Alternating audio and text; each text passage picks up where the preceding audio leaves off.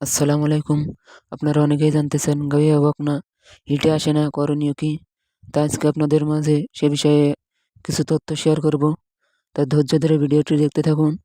আমার হাতে যে ফলটি দেখতে পাচ্ছেন, আপনারা হয়তো অনেকেই চিনতে পারেন। এই ফলটি আমাদের অঞ্চলে ডুমুর ফল বলা হয়। অন্য অন্য জায়গায় অন্য অন্য ভাষায় বলা হয়, কিন্তু আমাদের অঞ্চলে এই ফলগুলোকে ডুমুর বলেই চিনে থাকি। তা গাভী বা বকনা হিটে না আসার অনেকগুলি কারণ আছে।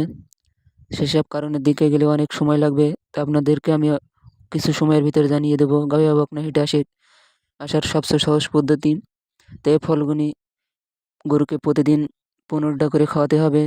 একটানা 15 দিন খাওয়াতে হবে। 12 থেকে 15 দিন খাওয়ালে সবচেয়ে বেশি ভালো হয়। তবে এই ফলগুলি খাওয়ানোর আগে গাভী বা বকনাকে আপনি অবশ্যই কিড়িমিড়ি মুক্ত করে নেবেন। কিড়িমিড়ি মুক্ত করার পরে এই ফলগুলো আপনি প্রতিদিন সকালবেলা খাওয়াবেন। যে গাছ দেখতে পাচ্ছেন, এই গাছকে ডুমুর গাছ বলা হয়। এই গাছগুলো মূলত পুকুরের চারপাশে বা বন জঙ্গলে দেখা যায়। ডুমুর ফলের সাথে যদি আপনারা ছোলা খাওয়াতে পারেন তাহলে আরও বেশি উপকারিত হয়।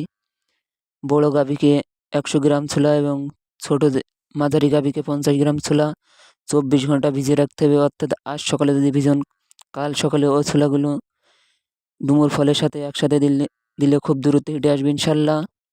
একটি খামারে সবচেয়ে লসের দিক হলো গেলে গাভী বা বকনা সঠিক সময় হিটে না আসা। বর্তমান ডেয়ারি সেক্টরে গাভী বা বকনা সঠিক সময় হিটে আসে না। গাভী 8 থেকে 10 মাস বাছুরের বয়স হয়ে যায়, তবু হিটে আসে না।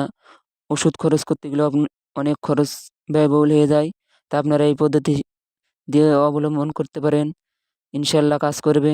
এবং গাভী বা বকনাকে পর্যাপ্ত পরিমাণ কাঁচা ঘাস দিবেন। কাঁচা ঘাস ছাড়া গাভী বা বকনা পালা অসম্ভব প্রায়। এবং পাশাপাশি সুষম খাদ্য দিতে হবে, তাহলে গাভী বা বকনা সঠিক সময় হিটে আসবে ইনশাল্লাহ।